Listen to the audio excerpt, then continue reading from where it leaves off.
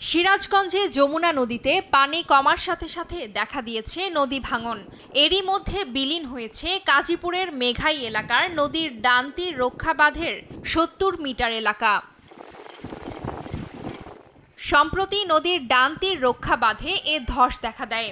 ২০১৫ সালে যমুনা নদী ভাঙন রোধে এই এলাকায় বাস্তবায়ন করা হয় নদীর ডান তীর রক্ষা বাঁধ নির্মাণ প্রকল্প।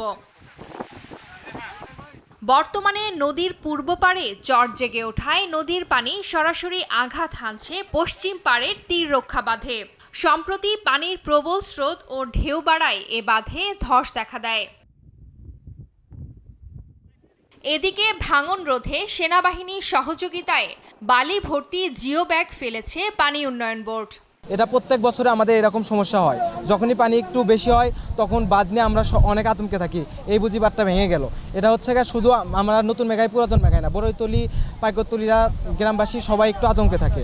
তো এটার প্রতিকার করার জন্য বালু উত্তোলন বন্ধ করতে হবে। তাড়াতাড়ি যদি না সারা হয় তাহলে এই এলাকা ধরে উঠে যাবো, ৫-৬ এলাকার মানুষজন থেকে নেব না। দূরত্ব স্রোত আর এই ঢেউ উঠে কারণে বাতাসের কারণে মনে হয় ভাঙন শুরু হয়েছে। এই ভাঙনটা ভাঙতেছে মনে হয় অনেকখানি এলাকা ধরে ভাঙতেছে। তে পানি উন্নয়ন বোর্ড সেনাবাহিনীরা এসে কাজবাজ মোটামুটি করতেছে। আরও না করলে পারে এই নতুন মেঘাই পুরান মেঘাই পলাশপুর বড়ইতলি এগুলা গ্রামগুলা ভেঙে যাবে। তাছাড়া কাজগুলো উন্নত মানের দূরত্বভাবে করলে আরে আমাদের এই এলাকাটাও ভালোভাবে চলবে। দেশেই থাকতে পারি আমাদের ১৪ বাঙ্গা দেখে আমার জোত আছে, টিহা পয়সা আছে যে আমরা সরিয়ে নড়িয়ে যায় ঠাই নিমু, আমার তো তা নাই।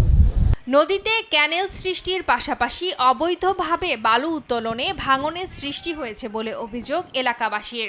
এদিকে ভাঙন রোধে জরুরি পদক্ষেপ গ্রহণের কথা জানায় পানি উন্নয়ন বোর্ড। যমুনা নদীর পানি ক্রমান্বয়ে কমতেছে, কমার ফলে নদীর পূর্ব পারে চ্যানেলের পূর্ব পারে চর জাগতেছে। চর জাগার ফলে এখানে পানি একবারে তীর ঘেঁষে প্রবাহিত হওয়ার ফলে আমাদের এই মেঘাই পাড়ের উজানে পুরাতন মেঘাই নামক স্থানে ৭০ মিটার জায়গা এখানে ভাঙন কবলিত হয়েছে এবং এই কাজে আমাদের বাংলাদেশ সেনাবাহিনীর সহ স্থানীয় লোকজন আমাদের সহযোগিতা করতেছে।